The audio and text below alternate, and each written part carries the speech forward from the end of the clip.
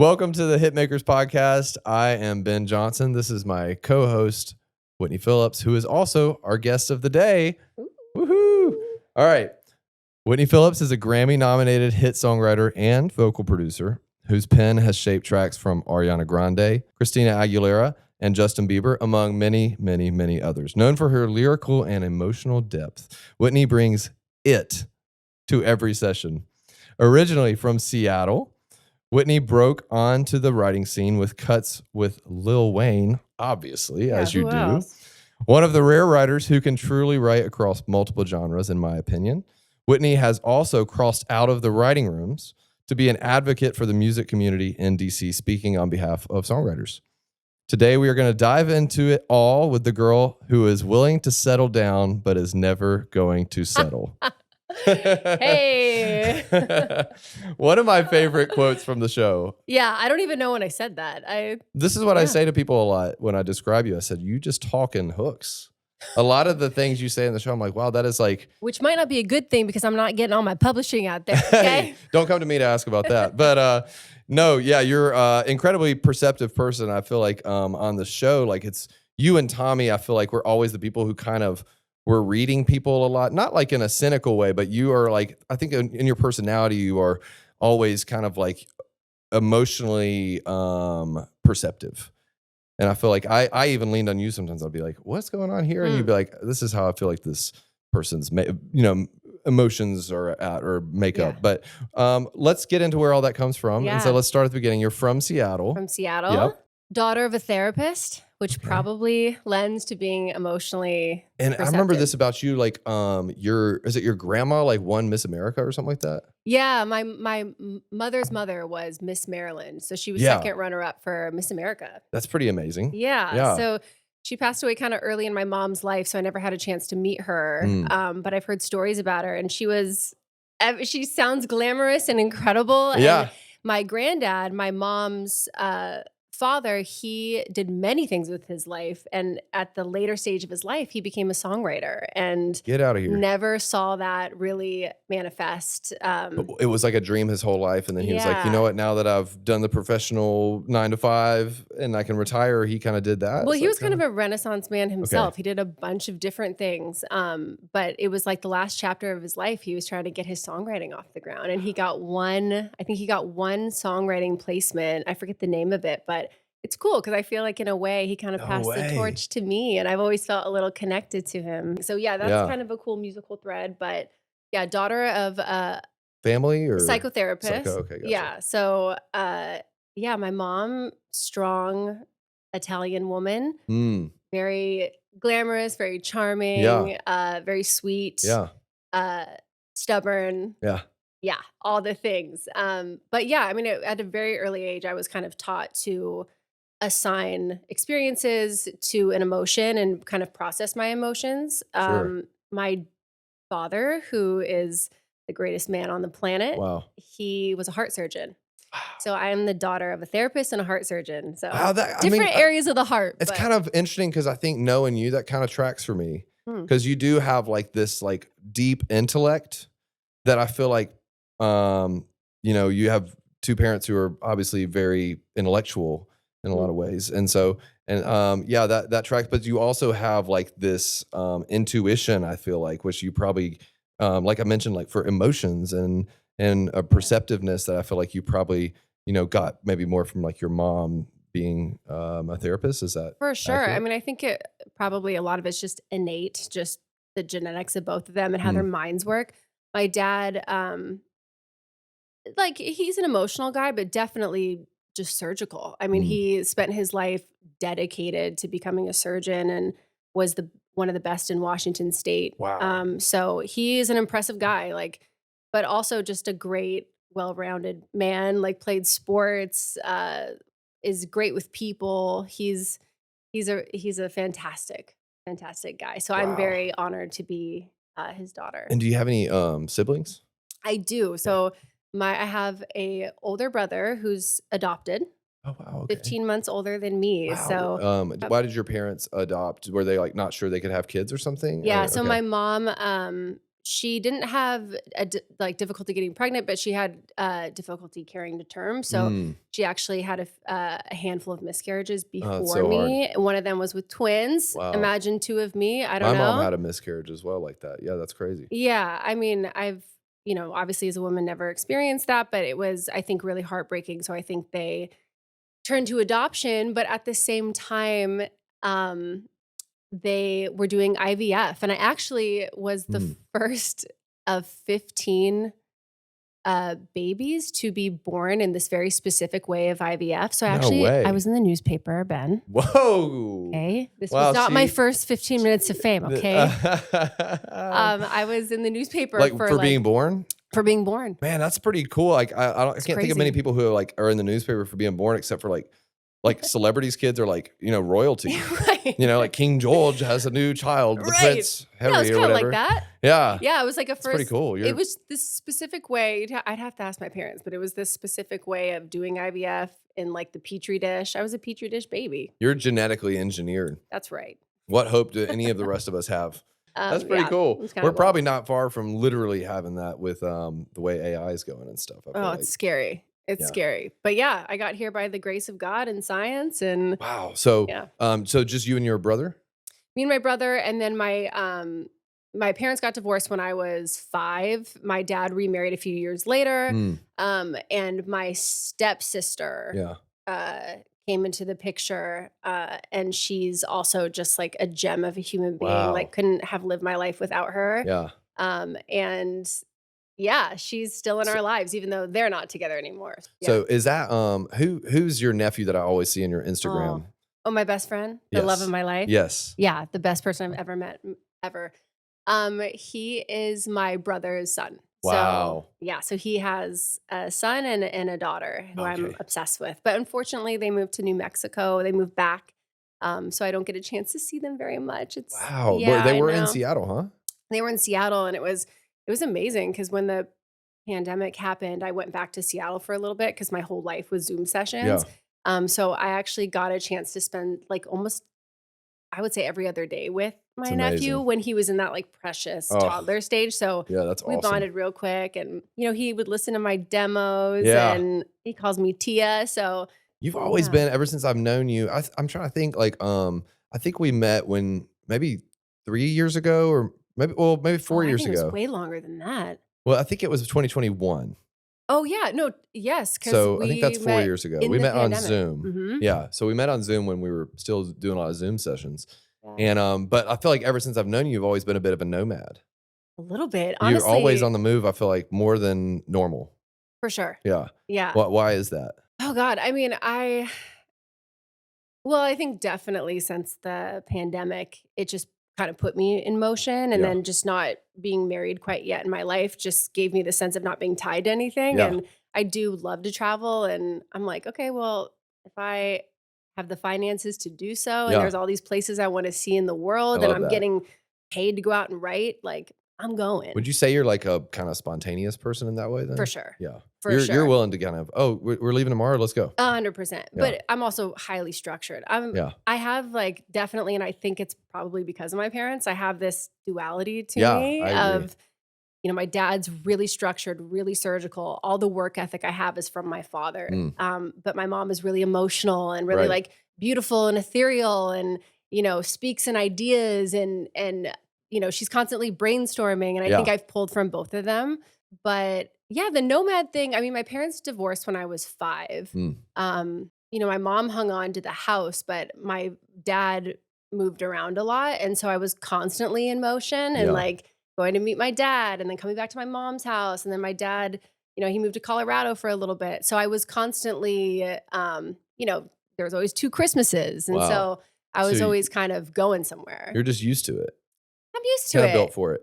Yeah, and I think my personality like thrives in the novelty of it all. So I'm definitely like getting to the age where I'm like, okay, we need one house, we need one Christmas tree, one person. Let's consolidate. Yeah, now I'm like striving for stability. And I think probably my whole life I've been craving that stability in a way, and probably blocked out my need for it, to be honest. That's very daughter of a therapist thing for you to say. Yes. Yeah. Yeah. Well, yeah. No, I mean, all the work I think I've done on myself has brought me to knowing that about myself. You do a But lot of therapy? yes, Okay. I've been in therapy since I was 5. Wow. So there were years, I mean, when I was 5, my mom just put me in therapy because she was like, this is a traumatic thing for my kids. Mhm. But I was going into those therapy sessions and they would give me a piece of paper and be like, how do you feel today? Mm. And I just had to circle the emotion. And I was like, this is like, I don't want to be doing this. Yeah, I'm yeah. 5. Yeah, yeah. Like I have always emotionally, I've always been somebody that needs a lot of alone time because I internalize and really need to process it. And I think at that young of an age, I was like, I think I was processing it and didn't want to be talking about my emotions. So I didn't talk in therapy when Wow. I was a Okay. kid. I didn't give my therapist shit to work with. My mom would be like, how's Whitney doing? And the therapist was like, she doesn't say anything. My therapist told my mom, like, you will see how this divorce has affected Whitney by the relationships that she gets in later in her life. And my Whoa. mom always kind of had a heightened sense of that. And Wow. then it all made sense. Then it all to makes her. sense. Yes. None of that is really talking about music, which is kind of what we're going to talk about mostly. Mhm. But I mean, I think that's so insightful into who you are and even your creative process in a room. Like, For sure. I didn't know some of those details, and like it makes a lot of sense. Oh my God. Yeah. Like my childhood really, I understand it more the older I get, of Yeah. course, and just looking back. But it's funny hearing, us interviewing these people and hearing their stories. There seems to be this common thread of building your own little world in your head, going through something and then like internalizing it. Right. And also kind of at that younger age. And my parents' divorce, I think, was super traumatic for me. And I didn't really give it the credit that it deserved. And I didn't like spending time with kids in the neighborhood. I had no interest in playing with other kids. I was incredibly shy, just like you growing up. And I really preferred to be in my room, playing with my Barbies, dreaming of the life that I wanted. Wow. So your imagination was getting going. Oh, yeah. For me, it was my saving grace. It was going to get me out of this household. Okay. So you were kind of grew up dreaming, like, how do I get out of here How do I and get onto out? other things? And my mom was still a working mom. So when she was at work, I would be home when I was a little bit older and could look after myself. I would, like junior high, 5th grade, whatever, like I would go down, we had the big garage. And that alone time in the house, I always took advantage of. Wow. So I would go down to the garage where the acoustics were crazy. And I'd be like, I'd be watching videos on TRL. I'll never forget watching this like D'Angelo video of a music video of him doing a song. And he did this really like complicated run. And I was like, that's the coolest thing I've ever heard. I was That's like, so I wonder crazy. if I can do that. Wow. So I went down to the garage and I practiced it, and I practiced his runs. These really Wow. intricate Shout out R&B runs. D'Angelo. Yes, which Yeah. you would never suspect. White girl from Seattle. Yeah, that's I but was not expecting. No, I know. That. It's bizarre. So was but- that? Did you have any musical, family, or what was going on in the house? to kind of- No, I mean, there was a piano downstairs. Like I said, my granddad, who like lived in Florida, he wanted to be a songwriter in the end of his life. And then my dad's mother, my grandma, was a piano player. Okay. So she would get paid to go to gigs and stuff like Oh, that. wow. So my dad always had an attachment to piano. Cool. It was funny because my mom was always humming around the house. She was Interesting. constantly like, and it was like Wow. always like Your mom kind of sounds like random. Lana Del Rey. And it was always kind of like not always great humming, but Yeah. she was constantly keeping the hum going. Still kind of sounds like Lana Del Rey, actually. Yes. That's amazing. And so I was constantly hearing just that buzzing, that hum in the house. But yeah. Take us to high school. What's the next musical step for you? So junior high, really fell in love with pop culture, I think, like most people. But I was definitely like an R&B girl. I Okay. loved TLC. I Yeah. loved obviously D'Angelo. God, I mean, everybody that was hot. I mean, Yeah. you would just never expect that I would be such an R&B girl, but I No, I really, really was Yeah. in junior high. And then this wave of pop stars came in, the Britneys, the Christinas, NSYNC, Yeah. Backstreet Boys, and I was obsessed with NSYNC. Yeah. Justin Timberlake was like everything. Yeah, Like, yeah. we took a white limo to their concert. Like me and my friends like balled out at the NSYNC Wow. concert. And so I just fell in love with pop culture. I loved the idea. Mariah Carey was my god and goddess. Like I was like, I love how she sings. I would just lock myself in my room and listen to her albums and just like dive into her lyrics. So had you thought about, I feel like a lot of songwriters start off by going, we'd like to be artists, or because I guess for me and a lot of others, we don't even know that like songwriting is a business, I guess, or is a viable option to make a living. So I think a lot of us start off by going, well, I guess I'm going to be a music. I guess I need to be a singer. Was that the case for you? Yeah, for sure. But I didn't fully realize that being a songwriter was a separate thing. It was kind of one of these things that just happened while more like when I got to Los Angeles. But no, I knew that I wanted to emulate these people. I love them. And for me, growing up in this house, it was kind of tumultuous and I needed to find an exit out of it. I was like, I want to live that life. Like I want to have a big life for myself.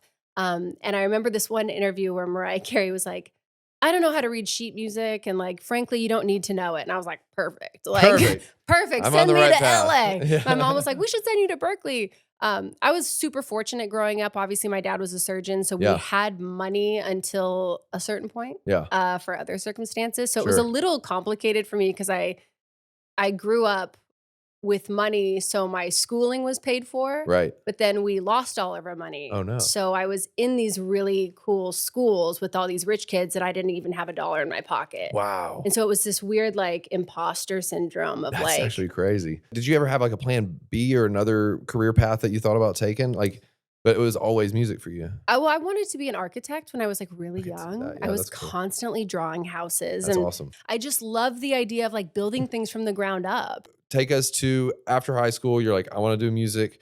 And your mom says, what about Berkeley? And you said, no, I want to go to LA.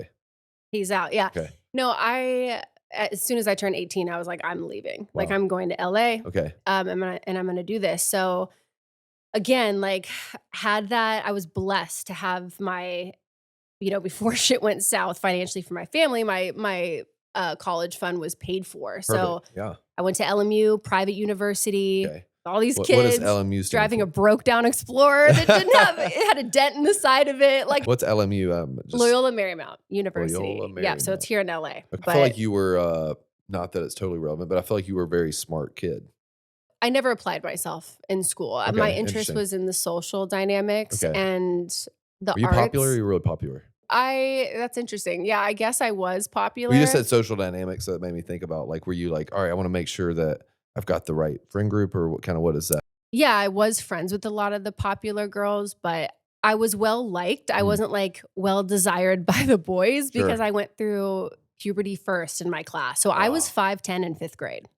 Yeah, whoa, and I was taller. 5th grade I'm trying to wrap my head around that. Yeah, you're 10 and I'm 5'10" and I'm taller than everybody. And I'm going through this like awkward puberty and things didn't really like even out for me until high school. So in junior high, I was kind of like the safe friend where all the really pretty popular girls would like keep me around, but like, they didn't have to worry about like the boys, like me taking their boyfriends. And so all the guys I had crushes on that I wanted to be with, they were calling me at night to get with my friends.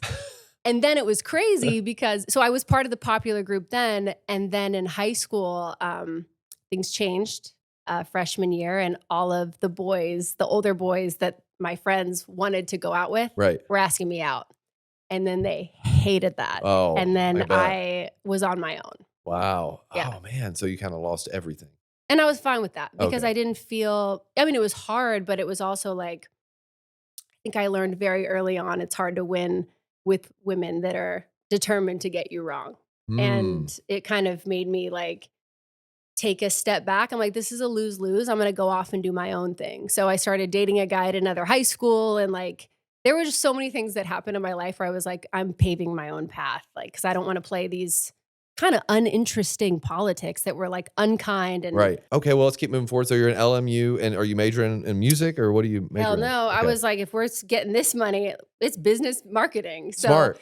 Yeah. So I got a business marketing degree. I also started interning at Interscope. Wow, so that's off really the cool. jump, I was like, I didn't know anybody. I'm like, I know I want to do music, but I'm not obviously going to hit the 3rd Street Promenade and start performing for money. Like I want to do this in a very calculated, smart way, and I need to know people. So I I got an internship at Interscope. Well, yeah, Universal, worked at Motown first in the promotions department, then went over to Interscope marketing. And I was just an intern, the worst intern ever. Like the phone system was incredibly hard. I hung up on Christina Aguilera's manager. no. It was traumatic. So when Did she they was get my mad at you? first Grammy nomination, I was Yeah. like, this is fucking crazy. That And is an actually- amazing full circle That moment. is really amazing. That just goes to show. I mean, kids, you need to try to actively sabotage your career, Yes. and it will actually work out. It'll pan out for Yeah. you. I got a chance to like see the culture at the labels and kind of see the flow of how people work and what they prioritize. Yeah. And Wow. so I worked at the label for a couple years, and then I realized nobody's taking me seriously as a creative. This is like, I know people, but it's not really leading to anywhere. So I left it all and went and waited tables and threw myself into what I was learning was a songwriting circuit. You graduate and then go work at Interscope. Is that what you said? Yep. Interscope. A lot of people would be like, hey, you're in the music industry. Why would you get out of the music industry? Was it a time commitment thing where you were like, if I'm working here, I don't have enough time to go be a creative, be a songwriter? Or was it a labeling thing of like, I feel like I've been put into a box when I'm at Interscope, Yes. and people see me as this one track and they can't see me as something else? Because that does happen a lot. That. Okay. It was perception. And I realized that in the music industry, perception is reality. Mm-hmm. So, yeah, it wasn't an easy thing to walk away from a double major and like a college degree and kind of chuck it to the side to go wait tables. It was very humbling for me. I was scared. I was young. My parents didn't understand it. And I was, it was what it was. But that began the most like magical chapter of my life, which Wow. was waiting tables. Okay. So where were you waiting tables? So I worked at Duke's in Malibu. I Okay. drove the PCH every day, 5 days a week for about 5 years. Wow. Yeah. So it was really hard to see it kind of all burn down, but Duke's did not. Dukes is there. Duke's strong, baby. Dukes is strong. No, it's ridiculous. I mean, I was so young. I was 20 or maybe like 19 years old. And I'm like, I just need a job anywhere. Yeah. So again, I think I was out one night being a like drunk college kid or whatever. And I met this guy who said he worked at Duke's. And I was like, yo, can I come in? Like, I have no experience, Yeah. but like, can you lie for me? And he Yeah. was like, yeah, for sure. And I What's the think all vibe these at guys were Duke's? trying to sleep with me. So I think that helped. I was like, I'll make this work. What was the vibe at Duke's? Yeah, is that like a fancy or No. is it okay? I don't We know. were, I didn't know either. And Yeah. I pulled up and they were like, we'll hire you. And I was like, fuck yeah. And then I saw the uniforms and it was like a hula skirt, like hula print. Wow. Yeah. That So sounds fun though. it was cute. It Yeah. was fun. I mean, I was a little mortified, but I was like, this is fine. As long as nobody I know comes in, we're all set. My first table was my boss at Interscope. No way. Yeah. First one. Yep. But did he say something? I was so mortified that I gave the table away and went upstairs and hid. So does he not know that even? He saw me. He was the only table in the restaurant and my manager was like, you have to go downstairs. I'm like, fair enough. So you're at Duke's for a couple years, it sounds like. I was there a long time. And Yeah. that was a really important chapter of my life. I think waiting tables shaped who I was as a human being. I think everybody should do it. Just knowing how to respect another human that's in service Mm-hmm. for you, and serving people and showing kindness even when you don't want to, which I got in trouble for. I'm not going to sit here and say I was a great waitress all the time. But no, it was a crazy 5 years of my life. Might have been 5 years. almost 6, like, because that job allowed me to, I would wake up in the morning. I would start like an 8:30 shift. I would do that shift. And then I would go to a session. And then I also had a second job bartending in Hollywood. So oftentimes I'd be up from 8 a.m. to 4 a.m., like multiple days a week. So you're writing more and more and more, but it's still years we're talking It's about. still years. And during that time, I'm still trying to figure out what I'm even doing. Do I want to be an artist? Am I a writer? I hated performing. Right. Like, I hated it. It never felt natural to me at all. I always felt like a clown, like I was trying to sell something. Right. And I'm like, this isn't me. Like, what I like about making music is like the emotion and the conversation, that why this song is important. Right. And then when they would put me on stage, I'd be like, I don't know. Like, And it took me a while to understand what that feeling was because Right. I was like, am I just nervous? Is Right. it stage fright? Like, Sure. what is this? Sure. But for me, it was an authenticity thing. I just Wow. didn't feel like I believed myself. So did you have a moment that happened where you say, okay, you know what? I'm not an artist. I'm just a songwriter, or did the career kind of dictate that for Yeah, you? there was a very poignant moment in my life when I was waiting tables. I had this night when I was laying in my bed. I was probably like 20 years old. I feel like an absolute failure because I'm 20 and I'm not successful in the music industry. And I'm like, God, I like want to be an artist, but it's not happening. Everything feels hard. I'm doing these stupid performances. I did perform on 3rd Street Promenade, the Key Club, Yeah. BB King's. Like I was doing the most. And none of it was paying off. And I was super frustrated. And so there was this one night that I remember still very vividly in my life. And I think we all have these moments where we're like, that was when the pivot happened. I experienced it in real time, knowing it was important. But my room was completely moonlit. It was like maybe, I don't know, 2 or 3 in the morning. And I just said a prayer. I was like, God, I was like, if you want me to be a truck driver, like literally said this. I was like, if you want me to be a truck driver and that is what is going to make me happy in this life and that's what you want for me, I will do it.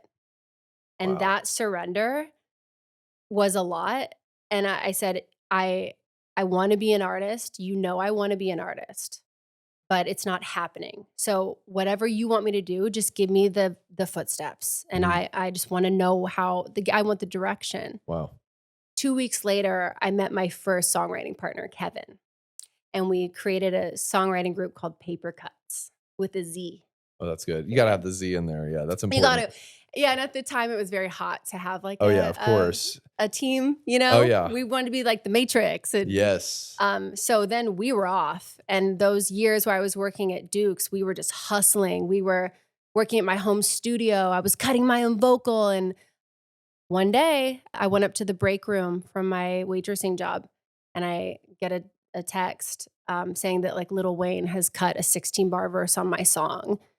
And this wasn't actually with Kevin, this was with another writing team at the time, and they took me out to dinner that night. I mean, I was just like, "What is going on?" They're like, "We have something very exciting to tell you." And I'm sure at that time he is like the top.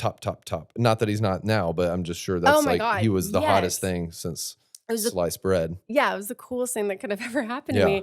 Um, and so that writing team took me out to dinner that night, and they also told me that Wayne wanted me to stay on the song, and I was gonna be the featured singer with Wow. Wayne, and That's I said crazy. no. I was like, "I know I don't wanna be an artist. I don't wanna shoot the music video."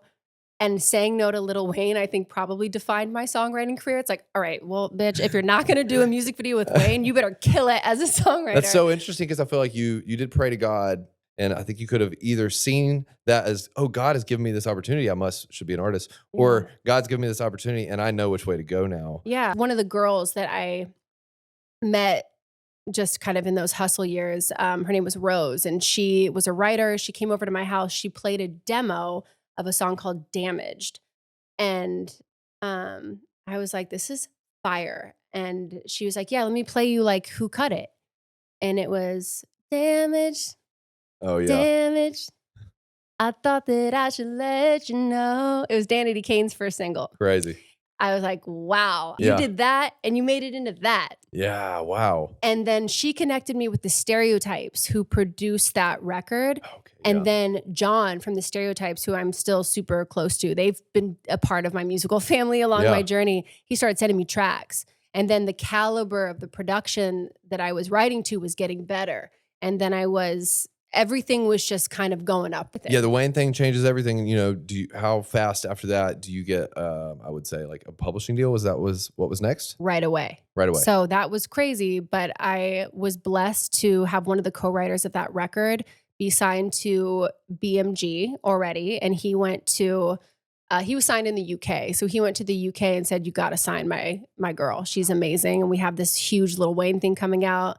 We hyped him up on the pipeline of it. We're like, it's going to be the biggest fucking song in the world. Right, of course, yeah. And jokes on them. They believed it. Song came and went, but I had a deal. So, yeah. Isn't that funny? I feel like a lot of people who don't have deals should hear this, that like nothing changes except perception, right? Hype. But I was very lucky to really get along with my first publisher, Andrew Gould. We were just a cool combination. I mean, he really respected my grit, and I think he saw how badly I wanted it. And we just enjoyed each other. Like, we had fun, and but he really had an eye for what I was doing. I think, but I also knew I had a lot to prove. I'm like, okay, like, if I'm going to be the adopted stepchild here, like, I have to show what I can do, even though I have a deal. A deal means nothing. Nothing's You changed. owe money Yeah. the second you sign a deal. Yeah. You are not the shit. You're in debt. Yeah. So he sent me a track to a song called Boneless that was kind of a massive like Steve Aoki track. Okay. And EDM was like popping at that time. Yeah. Like, it was the main thing to work on. Sure. And so he sent me that, and he said, I need a chorus to this. Kid Ink is going to be on the chorus. Just write something. And I'm like, okay, I'm going to write that thing. Yeah. And so I probably wrote like 30 hook options, Ben. It doesn't surprise me knowing you, but people need to hear that is what it takes sometimes. One of them was called Yoga Pants. I need to hear that bounce. Yeah, I'm sure. No, I threw it into the fucking Pacific Ocean. Like, it's nowhere to be found. Oh, man. But I wrote one of them in there called Delirious. And Delirious was the manager, Matt, listened to all the options, which, like, oh my God, you're amazing. Thank you.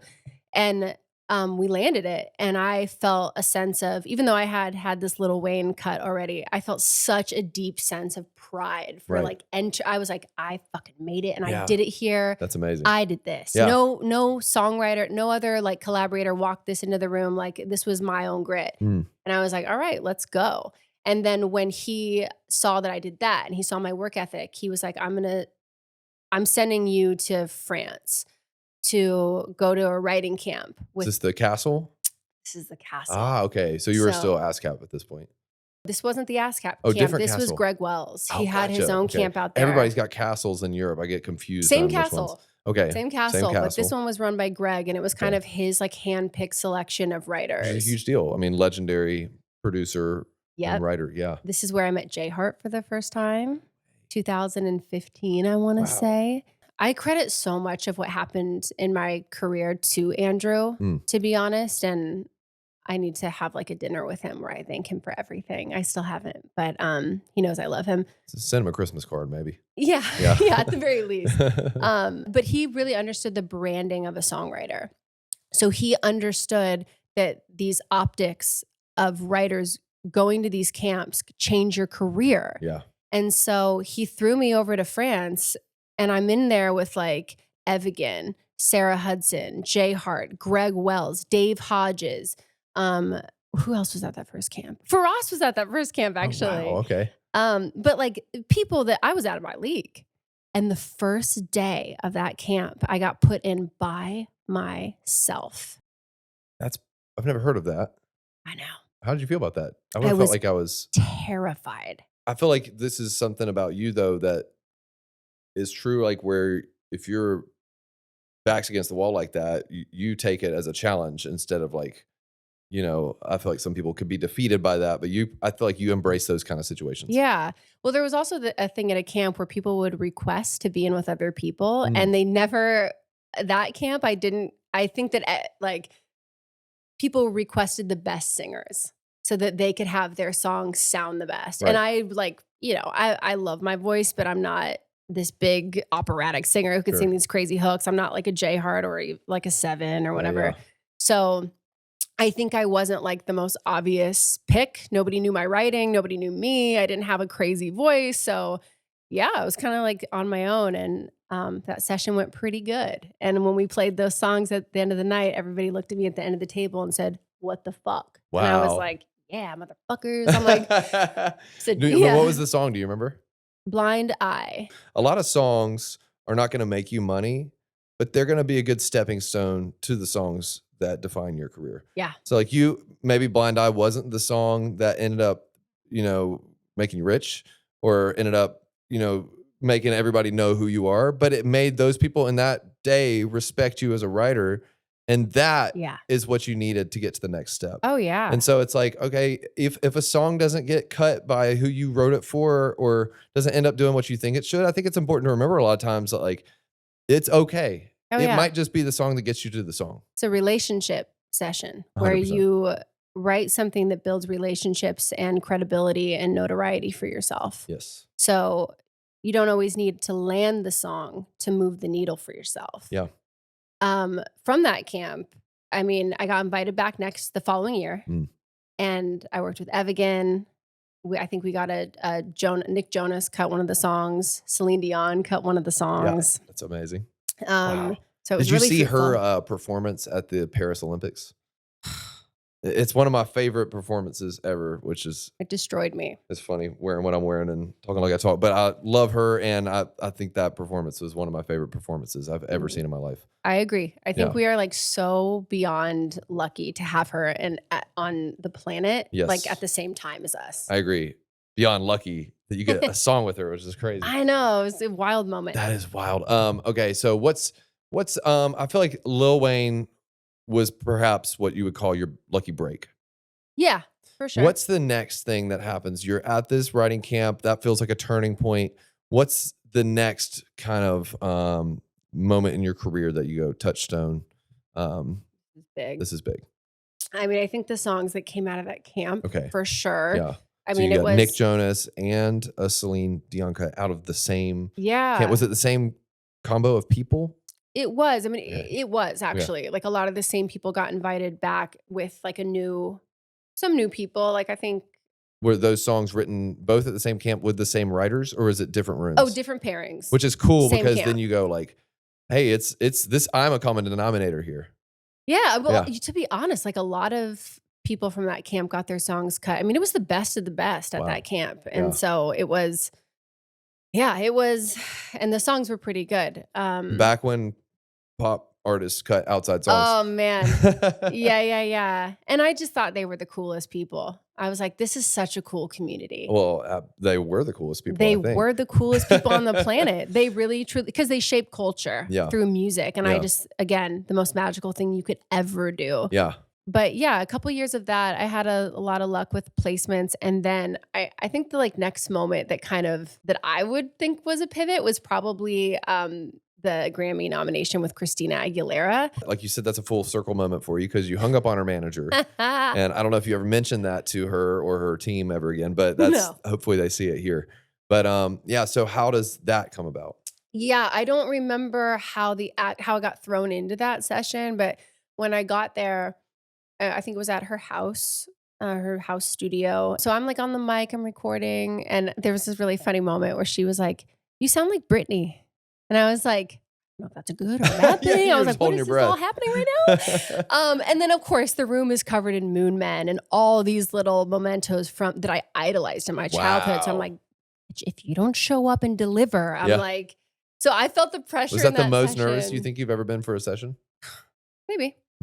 So y'all apparently you make it happen. Was it all in that one day or what was the process? So Anderson .Paak joined that session. We wrote probably 8 ideas. Wow. And he was the coolest guy. Like I fucking loved working with Anderson. He was such a great collaborator. He was so talented. He was a very yes and kind of guy. Like he didn't shoot anything down. So you have 8 ideas ready and then she comes in the next morning or? Walked away from that session, literally moved on, went on with my life. I didn't hear anything. Right. Anderson and I worked a little bit more together, kept in touch. And then I think a couple weeks before the release, I started seeing the promo for her Liberation album. And I was like, what's happening here? And I looked at the track list and I had 2 records on there. And I was like, the fuck? And one of them was a hook with Gold Link on it. And I was like, this is sick. I was like, this is amazing. What in the world? So it's so funny. People don't realize it, but as writers, especially I would say in pop, we are the last people to know about anything. Yeah. I don't know why Sadly. that is. I found out about my Iggy song on Twitter. Yeah. Why is that, do you think? Because I feel like you know, these songs, the origin of these songs are us, and then the creation are us, and then, Mhm. you know, not saying like we do it all ourselves, but we're part of it, right? We're on the ground Yeah. level. You have your artists trusting us with their secrets and their emotions, and then we're crafting them into the title. I mean, I'm sure you've had this too, where you have the title of someone's record, and Mm. I haven't even been told that I have a song on there. How does Yeah. that? Why do you think that I is? mean, I don't think I think that artists just don't know. And I think when the machine is gets too big to control, there are so many things for an artist to manage and be aware of in their life that they really I'm just assuming. Like if I'm a massively famous artist that is touring and doing all these other things, I'm not necessarily always aware of how that record traveled to me and all the people that's on it. Right, So, especially with a pitch record, I mean, it's right. just like we don't know, you I know? have no idea, and I guess we're not entitled that, but it is kinda interesting where I'll hear from, you know, like, some like, their whatever, somebody on the team, like, some assistant, A&R's assistant, whatever, and they're like, "Oh, yeah, you don't know about that? How do you not know Yeah. about it? That's your freaking song." Like, Yeah. yeah, we are the last ones to know. Yeah. I think "Stuck With You," to me at least, is, like, the next big moment in your career that Sure. I Yeah. know there's other things, but that's the one I wanna talk about. Yeah. So, that song, I believe was written over Zoom, is that right? Yeah. It was my Okay, first Zoom session. first Zoom session, so tell us about that. It was the most spiritual thing that I think ever happened to me. Wow. Maybe outside of that prayer Yeah. that I said in my bed, but it was the 8 months walking up to Stuck With You were some of the hardest. Mm. Like, the girl that I wrote it with, Skylar, we were pretty locked in and we were doing all these songs for Selena Gomez. And all of our songs we were doing were getting held. Mm. And then one got cut, and then that was gonna be the lead single. And we were so excited. I mean, that was life changing. Yeah, of Like course. Selena was like, she was The it. top. Yeah, she is like one of the biggest female pop singers. And so for me, that was like a big potential moment. What was supposed to be the single got cut down to the deluxe. And then the deluxe was like, suddenly we need like, we're not happy with the production. So then we had all these producers doing edits, and Skylar and I were just like praying and holding hands, like, I hope this person gets it right. Like, come on.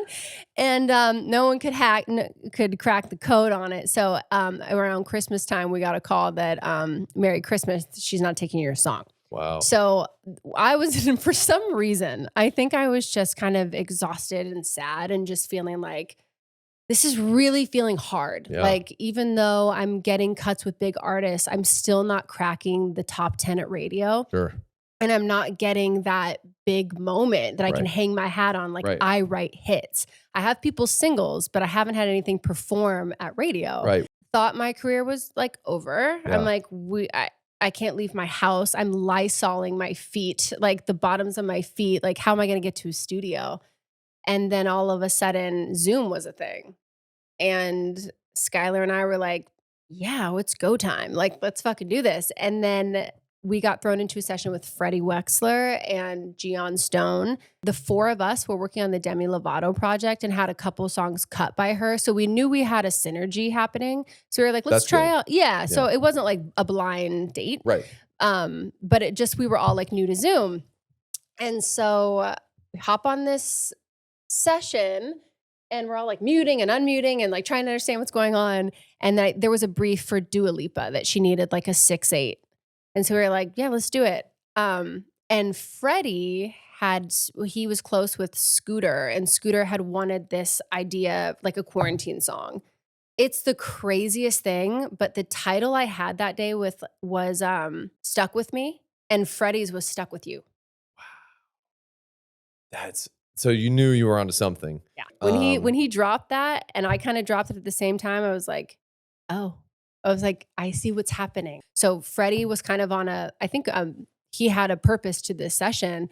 So we write it, and it's a Sign of the Times record, and then we kind of just left it. A couple days later, Freddie asks me and Skylar to get on a Zoom call. And so we did. And he said, listen to this. Can you guys hear us okay? And we were like, yeah.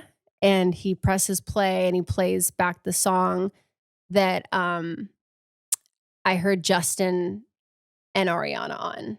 Wow. So just like that. So it went from just a demo out in the world. Our dear friend Blush cut the demo because she had a setup at her house, and I was sending voice notes to Gian. I didn't have a setup, and everyone was like, "We can't fucking use this. This is terrible." And I was like, "Fully." So we like hired Blush to cut the demo. I still don't. I think to this day the record got cut because of Blush because she murdered that fucking Shout out demo. Blush. Yeah, amazing, talented writer as well. But yeah, we're like on this Zoom and we're listening, and he's looking at our faces, and I'm looking at Skylar on Zoom, and I'm like, "Is that?"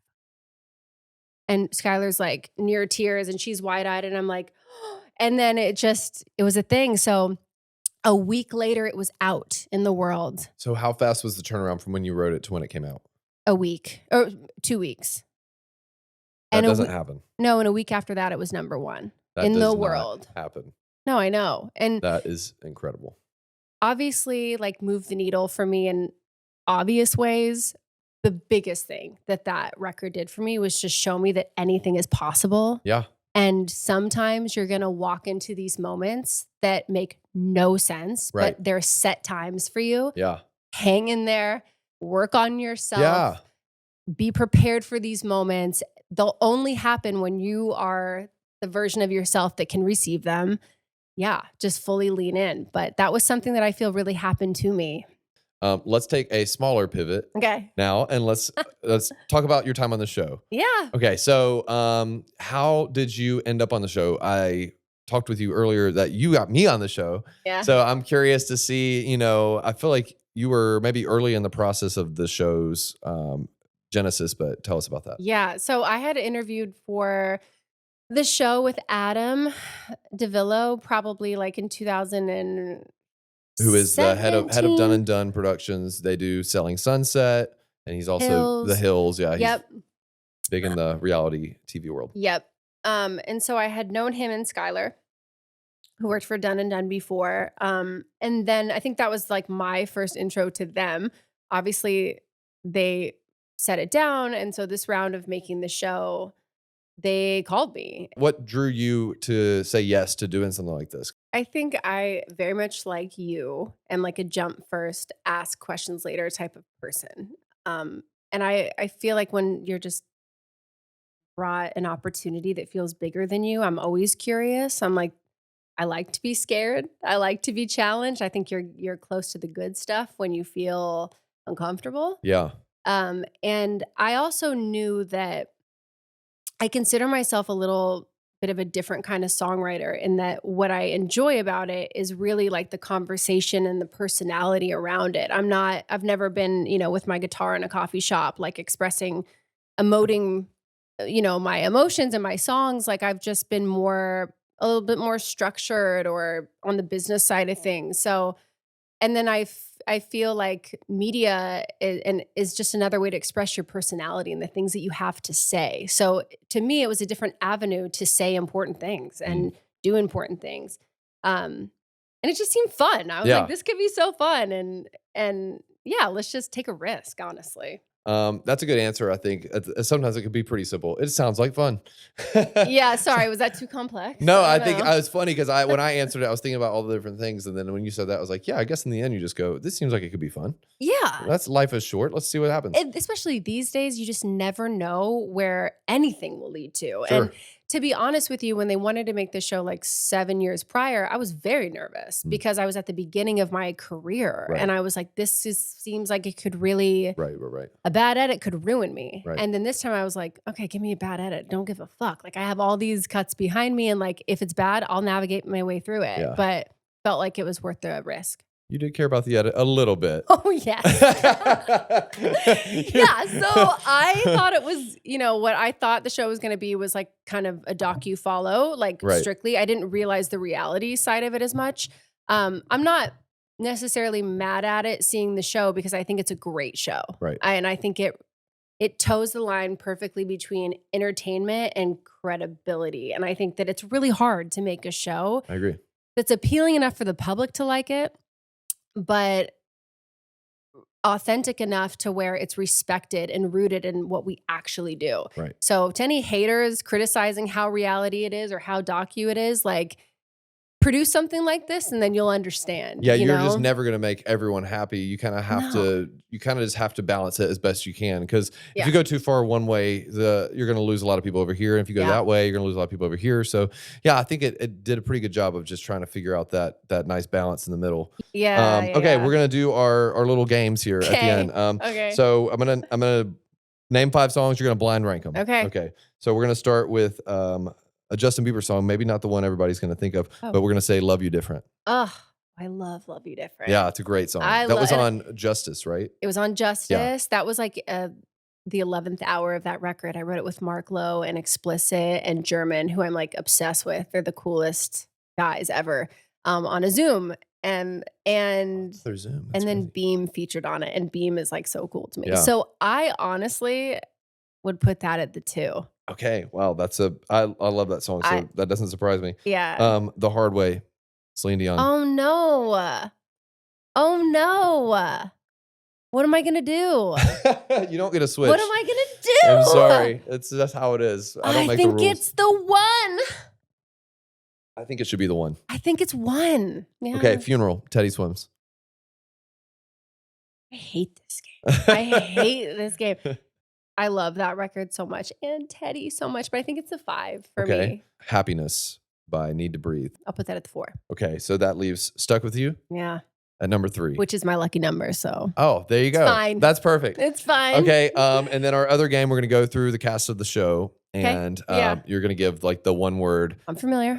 Adjective. I'm just informing the listeners. Familiar with the game, but actually haven't spent 1 second thinking about this. So this will be interesting. That's what I realized when I did it. I was like, oh, I'm not prepared for this. Lauren was like, why did you not think about that? Okay. I'm going to start with the person I feel like you were joined at the hip with on the show, which is Trey. Gentleman. Ooh, okay. I like that. Yeah, he really takes care of me. Yeah, he does. I saw that. Yeah. I love that.